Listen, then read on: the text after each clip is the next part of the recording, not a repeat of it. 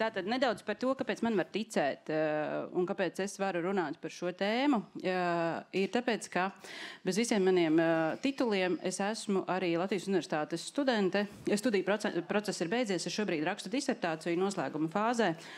Un mana tēma ir par priekšlaicīgas mācību pārtraukšanas riskiem. Un patiesībā es pētu tieši riskus izglītības iestādē, kas ir tie riski, kas varētu provocēt bērnu mācību pārtraukšanu. Un par pieejamo atbalstu, kāds atbalsts būtu nepieciešams, lai šo novērstu. Attiecīgi, es šai tēmā esmu iekšā jau vairākus gadus. Esmu veikusi dažādus pētījumus, sākot ar to, kad mazajā Lielvārdas, tajā brīdī tas vēl bija vēsturiskais Lielvārdas novads, lai saprastu, vai tā problēma patiešām eksistē, un patiešām viņa eksistē. Un tālāk jau tad ejot pasaules pētījumos un tālāk jau pārnesot to visu uz Vislatvijas tādiem datiem un mērījumiem. Lūk. Tātad, lai mēs saprastu, ka mēs runājam vienā valodā, kas tad ir tā priekšlaicīgā mācību pārtraukšana. Es šodien arī gan par sekām, gan par cēloņiem, kāpēc vispār svarīgi par to runāt. Un šī priekšlaicīgā mācību pārtraukšana, viņu jau var uzskaitīt tikai tad, kad tas bērns ir sasniedzis 18 gadus. Līdz tam laikam viņš skaitās kādā izglītības sistēmā iekšā, viņš joprojām, ja viņš nav pabeidzis 9. klasi, skaitās pie kādas izglītības iestādes. Un tāpēc viņu saskaitīt var tikai tad, kad ir pienākuši 18 gadi. Un ir tāda brīnišķīga datubāze, Eurostat, tur var pilnīgi visus rādītājus atrast par jebkuru gan demogrāfisku jautājumu visas Eiropas līmenī, Eiropas mērogā. Lūk, un tad attiecīgi Eurostats skaita tos jauniešus no 18 līdz 24 gadiem, kuriem ir iegūta pamatizglītība, bet kas neturpina izglītību tālāk. Līdz 24 gadiem, tāpēc, ka tik ilgi tie ir jaunieši, pēc tam tie ir pieauguši ar sliktu izglītību. Bet visādos pētījumos un rakstos ir jāsaprot arī tas, ka tas bērns, viņš jau to mācību procesu ir pārtraucis daudz ātrāk. Tas nenotiek tikai 9. klases maijā, kad viņš pēkšņi saprot, ka viņš negrib atestātu. Principā viņš jau pārtraucis mācīties ir stipri agrāk. Kā sociālais pedagogs savā skolā es to redzu, ka tas notiek apmēram 5., 6., 7. klasē, kad viņiem zūd mācību motivācija, kad viņi principā vēl ķermenis uz skolu nāk, bet mācību procesā viņi vairāk neiesaistās. Sāk stundu laikā nepieslēgties mācību darbam, viņš fiziski telpā atrodas, bet mācību process nenotiek. Un tur ir daudz un dažādi iemesli, kāpēc. Un es šodien, klausoties visas iepriekšējās prezentācijas, saprotu, ka manējā kaut kādā mērā apkopo pilnīgi visu. Jo sākot ar to, ka šeit ir runa par cēloņiem un ka nevar strādāt ar sekām, ir jāstrādā ar cēloņiem. Runājot par piederības sajūtu, ka tas ir viens milzīgs faktors, ko jūs tālāk arī redzēsiet, ka bērnam ir svarīgi piederēt kādai kopienai un jautājums, uz kuru pusi viņš padosies, tai kopienai, kas ir ārpus skolas, vai tai kopienai, kas ir skolā. Tad bija runātāji, kur stāstīja par to, ka nepieciešama individuāla pieeja. Katrs gadījums ir jāskata atsevišķi. Tā nav viena kopīga masa ar jauniešiem, kas priekšlaicīgi pārtrauc mācības. Viņiem ir katram savs kaut kāds cēlonis un kaut kāds iemesls. Un šādi tejot cauri visām prezentācijām, es klausos, šitais arī ir par mani, šitais arī ir mans stāsts. Nelūk, bet tādas vienotas jēdzieniskas izpratnes. Mēs Latvijā runājam par priekšlaicīgu mācību pārtraukšanu. Mums bija projekts Pumpurs un attiecīgi saīsinājums ir PMP. Priekšlaicīga mācību pārtraukšana, bet dažādos starpvalstu pētījumos ir daudz un dažādi šie jēdzieni minēti. Tā ir izkrišana, tā ir agrīna izstāšanās, atteikšanās, pamešana. Un kas tik viss vēl ne Amerikā vienā vārdā, to sauc Anglijā citā vārdā, Vācijā pavisam savādāk. Lūk, kuras tad ir tās jauniešu grupas, kuras ir visaugstāk riskam pakļautās, un tas ir tas, ko mēs redzam skolā. Mēs varētu būt tā pirmā iestāde, kur uz šo var noreaģēt un ziņot tālāk, tikai jau tad, kad mēs pamanām šos riskus, un tie var būt jebkurā vecumā. Nav runa par 9. klases maiju. Tie ir bērni, kas bieži kavē mācības, un kavējumi ir gan attaisnot, gan neattaisnot, jo arī tie bērni, kuri attaisnot iemeslu dēļ bieži kavē mācības, viņi jau nav tā izglītības sistēmā. Un es kā klases audzinātāja, man, piemēram, ir bērns, kurš ilgstoši slimo. Viņš nav bijis šogad vēl skolā, bet attaisnojošu iemeslu dēļ mēs cenšamies viņam nodrošināt mācību procesu mājās, lai viņš var turpināt iesaistīties. Bet 9. klase, nezinu, nav tik vienkārši. Arī viņam nav vienkārši. Neattaisnot kavējumu paši par sevi liecina, ka bērns kaut kādā veidā jūtās labāk ārpus skolas nekā skolā. Un tam ir atkal daudz un dažādi tie cēloņi, kāpēc viņš nenāk uz skolu. Tad ir bērni, kuriem ir mācīšanās grūtības un nesekmība, bet šeit ir jāsaprot, ka mācīšanās grūtības tas ir kā speciālistu noteikts jēdziens. Tas ir nevis vienkārši, ka bērnam nepatīk mācīties vai ka viņam ir grūti mācīties. Tie ir tie bērni, kuriem ir ar pedagoģisku medicīnisko komisiju piešķirts speciāla izglītības programma, viņi nav garīgi atpalikuši, bet tie ir bērni, kuriem ir kaut kāda veida mācīšanās grūtības, kas ir diagnosticētas lasīšanas grūtības, rakstīšanas grūtības, matemātiskās grūtības. Nu, lūk, un nesekmība pati par sevi viņa liecina, ka bērns vairs nav kontaktā ar mācību programmu, ka viņš vairs netiek līdzi, ka viņš kaut kur jau ir pazudis tajā visā. Mums ir briesmīga, protams, pieredze ar 2 Covid gadiem, kad bērni vienkārši iemācījās piemānīt sistēmu, kad viņi iemācījās nemācīties, bet viens otram pārsūtīt pareizās atbildes, un viņi vēl nav atguvuši šīs mācīšanās prasmes. Kā rezultātā tā nesekmība diezgan auga augumā, un to rāda arī dažādi pētījumi, OECD, PISA un viss cits. Tad augstam riskam ir pakļauti bērni ar uzvedības grūtībām. Tās ir tas, kas jau šodien ir vairāk kārt izskanējis. Un uzvedības grūtības nes sev līdzi konfliktējošas attiecības gan ar vienaudžiem, gan ar pedagogiem. Kā rezultātā vide paliek tāda, uz kuru bērns vairs negrib nākt. Jo viens ir tas, ka viņš ir tā kā uz skatuves ar savām uzvedības grūtībām, un visa klase skatās, un varbūt viņam tas patīk. No otras puses, tas nes līdzi nepatīkamas sarunas, vecāku aicināšanu uz skolu un ko tik visu vēl ne. Tad ir augstā riska grupai pakļauti bērni, kuri regulāri lieto apreibinošas un atkarību izraisošas vielas, un viņi varbūt pat nāk uz skolu. Un viņi pat varbūt ir sekmīgi, un viss ar viņiem ir kārtībā, bet brīvdienās ar diezgan augstu regularitāti viņi lieto kaut kādu veidu vieliņas, un tas ir, viņiem ir augsts risks pirmkārt ielietot kādreiz kaut ko tādu, kas var novest pie bēdīgām beigām. Un arī tas, ka arvien vairāk aizejot vielu lietošanā vai atkarībās, viņam arvien mazāk interesi ir par mācību procesu. Tad ir hroniskas veselības problēmas ne tikai bērnam pašam, bet arī ģimenei. Ja ģimenē ir kāds ar hroniskām veselības problēmām, tas ir augsts risks, jo tas nozīmē, ka piederīgie ģimenē lielu uzmanību pievērsīs tieši tam saslimušajam, un bērns var palikt novārtā ar savu vajadzību pēc komunikācijas, jo ir lielāka problēma tajā brīdī, lielāka nelaime ģimene piemeklējas.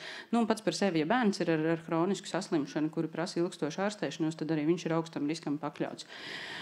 Un jums visiem labi zināmie sociālie riski ģimenē, arī ir kā augsts riska faktors mācību pārtraukšanai. Mums ir jāsaprot, ka skola varētu šādās grūtās situācijās varētu būt brīnišķīgs resurss bērnam nākotnē. Bet, ja tas bērns atnāk uz skolu un ir spiests domāt par to, kas šobrīd notiek mājās, tas jau šodien arī izskanē, viņš nevar pieslēgties mācību procesam. Viņam visu laiku ir domas par to, kas notiek mājās. Un, protams, ir vēl daudz visādi. Jebkura krīze un jebkurš tāds kaut kāda veida pārmaiņas dzīvē var būt par riska faktoru. Tāpēc ir atstāti daudz punktu, ka kopumā mums ir jābūt uzmanīgiem un visu laiku jāvēro, un mums ir jāpamana katrs bērns, kurā brīdī viņa tā kā iesaisti mācībās zūd.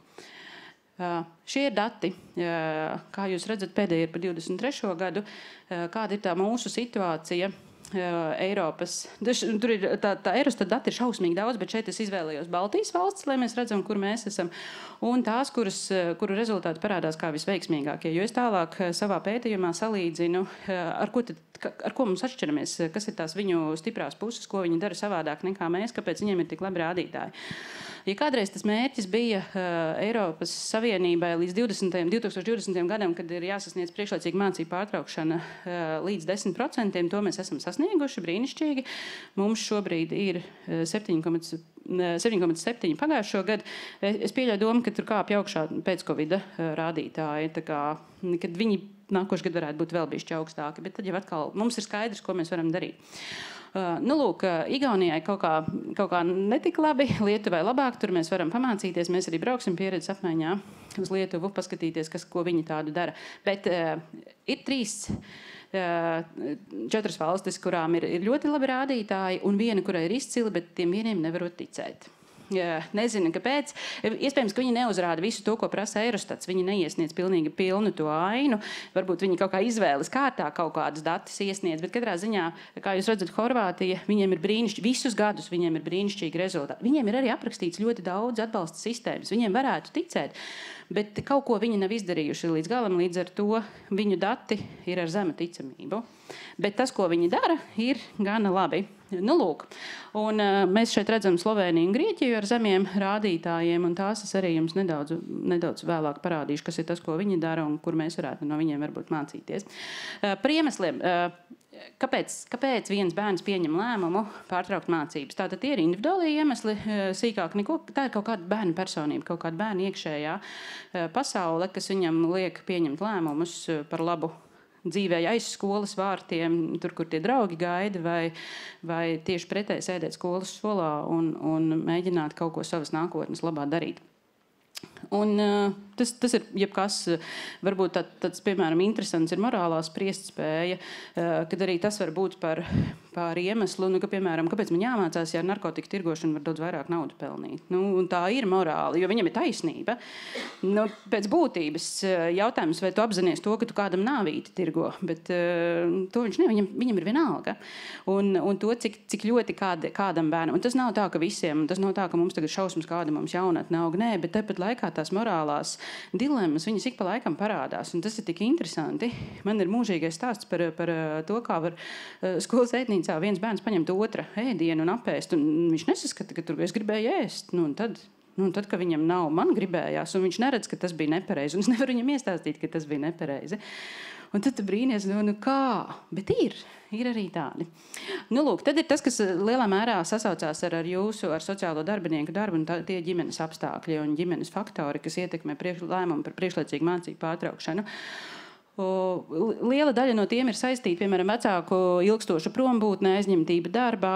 Tas ir saistīts ar to, ka bērnam ir sajūta, ka nevienam tā viņa izglītība nav vajadzīga. Neviens par to nav laika pajautāt, kā tev gāja skolā, ko tu šodien jaunu iemācījies, ko vērtīgi tu uzzināji. Tādas 15 minūtes visiem zināmās, kas būtu ļoti svarīgas bērna dzīvē, viņas izpaliek, tāpēc, ka vecāks ir piekusis, viņš ir atbraucis mājās, viņš arī varbūt ir izdedzis, un viņam galīgi nav vēlme. Bērnam sekmes ir kārtībā un visu, nav ko tur ar viņu daudz runāt. Es redzu, ka tev viss ir labi.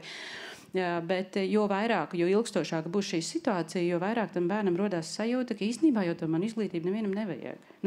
Pašam bērnam tā īsti noteikti neko nedod vārdi, tev tas dzīvē noderēs, kaut kā viņš neredz to, kas būs pēc 10 gadiem. Ja vecāki neinteresējās, tad kaut kādā brīdī viņš sāk slīdēt prom un sāk ar mazāku centību tajā visā iesaistīties. Tad ir tādi sadzīves apstākļi, kas sociāli ekonomiski varētu teikt, ja bērnam ir jāizvieto kaut kādā veidā, jāpārņem pieaugušā funkcijas, viņam, piemēram, ir jāpieskata mazākie brāļi un māsas. Un tas ir arī manā klasē. Man ir viena meitene, kura nenāk uz skolu, tad, kad viņai ir mazais brālis jāpieskata. Man jau smuki atrakst dzīme ģimenes apstākļu dēļ, bet es zinu, man pēc tam pasaka, kāpēc. Tāpēc, ka tad ir šīs vecāku vājās prasmes disciplinēt bērnus. Arī tas ir, es šo gribētu, nezinu, varbūt mēs varam kaut kā kopīgi to risināt. Ļoti daudz vecāki kaut kādos 12, 13, 14 gadu vecumā pieņem lēmumu kļūt bērnam par draugu. Un viņi kļūst par draugiem, un viņi ir baigi foršie draugi, un viņi par visu runā, un viņi dalās noslēpumos, un viss ir baigi forši līdz 16 gadiem. Tad, kad vecāks pēkšņi redz, ka tas mans draugs dara lietas, kuras viņam nevajadzētu darīt, un viņš sāk, tā kā, ka nevajag, bet viss, tu esi draugs. Es tagad mainu draugus dzīvē var mainīt, un es ar tevi vairāk nedraudzējos no pusauģa perspektīvas. Man tagad ir citi draugi, tur ārā vakarā uz ielas, un tad ir ļoti grūti savākt šito atpakaļ. Un varbūt ir kāds veids, kā vecākiem. Ir noteikti daudz nodarbības, kā disciplinēt, pozitīvās disciplinēšanas paņēmieni, kā sarunāties ar pusaudzi un ko tik visu vēl nē, bet ka neizlaižam to savu vecāka lomu no rokām, jo pēc tam to dabūt atpakaļ būs ļoti, ļoti grūti. Un tajā brīdī tie uz ielas draugi, viņi ir daudz intensīvāki, un vecāku moralizēšana par to, ka tev ir jāmācās, viņi kļūst par tādu skaņu fonā, bet nav tik aktuāla. Lūk, mans pieminētais arī nepietiekamais atbalsts mācību grūtību vai uzvedības problēmu samazināšanai. Tas bija arī